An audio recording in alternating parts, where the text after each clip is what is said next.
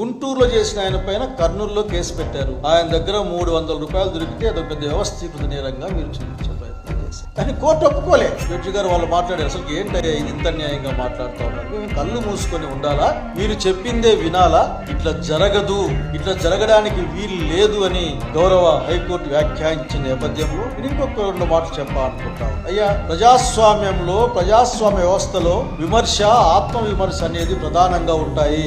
ఊరికే మీరు చెప్పిందంతా అమలు చేయడానికి ఈ వ్యవస్థ అవసరం లేదు, ఇంకొక వ్యవస్థని ఏర్పాటు చేసుకోవచ్చు. కానీ భారత రాజ్యాంగం ఈ దేశంలో ప్రజాస్వామ్యాన్ని ప్రజల కోసం సంపూర్ణమైన స్వేచ్ఛ హక్కులు కలిగి ఉన్న రాజ్యంలో ఉండాలనే స్ఫూర్తితోనే పనిచేస్తున్న విషయాన్ని గమనించమని కోరుతా ఉన్నా మిమ్మల్ని. మీరు అసలుకి చాలా చిన్న కేసులు, బిలో 7 years శిక్ష పడే కేసులు ఏవైనా ఉంటే పోలీస్ స్టేషన్లోని మీరు బెయిల్ ఇవ్వండి అని చెప్పారు. అట్లాగే ముందు అసలు నోటీస్ ఇవ్వండి అని అడిగారు.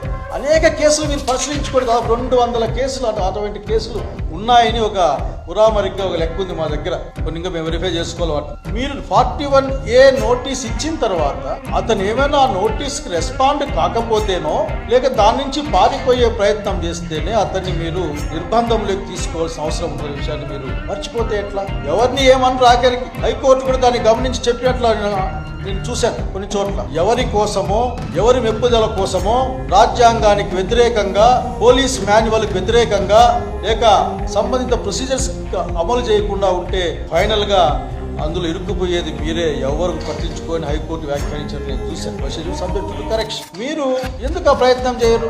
ఒకే కంటెంట్ ఉన్న కేసులకి అనేక FIRలు పనికిరావు. అవన్నిటిని కూడా ఇంప్లీడ్ కావచ్చేమో కానీ అనేక కేసులు పెట్టాల్సిన అవసరం లేదని సుప్రీంకోర్టు ఇచ్చిన సూచనను కూడా మీరు పరిగణలోకి తీసుకునే భారతదేశంలో ఉన్న ప్రజలందరూ కూడా న్యాయ వ్యవస్థ పైన, న్యాయ వ్యవస్థ కల్పించే రక్షణ పైన అత్యంత నమ్మకాన్ని, విశ్వాసాన్ని కలిగి ఉన్నారు. అరెస్ట్ చేయొద్దండి అని చెప్పినా సరే అరెస్ట్ చేసిన కేసులు ఉన్నాయి ఇక్కడ. అది కాకుండా ఇంకోటి పెట్టి అదేదో పీటీ వారెంట్ ఏంటిది అంటే ఒక ప్రణాళికాబద్ధంగా ఎక్కడి నుంచో, అది అంతరిక్షం నుంచో లేక ఇంకొక దగ్గర నుంచో మీకు సూచనలు వస్తే చేశారని ఆంధ్రప్రదేశ్ రాష్ట్ర ప్రజలు భావిస్తా ఉన్నారు. ఇది మీ వ్యవస్థకు మంచిది కాదు.